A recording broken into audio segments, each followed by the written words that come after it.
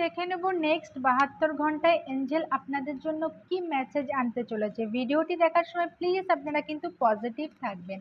72 ঘন্টায় এঞ্জেল আপনাদের জন্য কি মেসেজ আনতে চলেছে। Take action.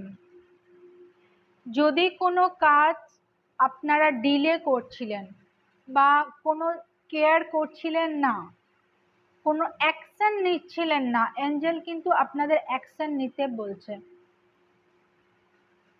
আপনারা যদি থেমে থাকেন বা বেশি ভাবনা চিন্তা করেন বা নিজের মধ্যে পরিকল্পনা করতেই থাকেন, করব কি করব না, ঠিক হবে কি হবে না, লাভ হবে না লস হবে, এরকম একটা পরিকল্পনা চলছে, বা আগে যাওয়া ঠিক হবে কি হবে না, বা এটা নেওয়া হবে কি হবে না, এটা কি আমার লস হবে, এগুলো ভাবনা চিন্তা করতে কিন্তু বারণ করছে।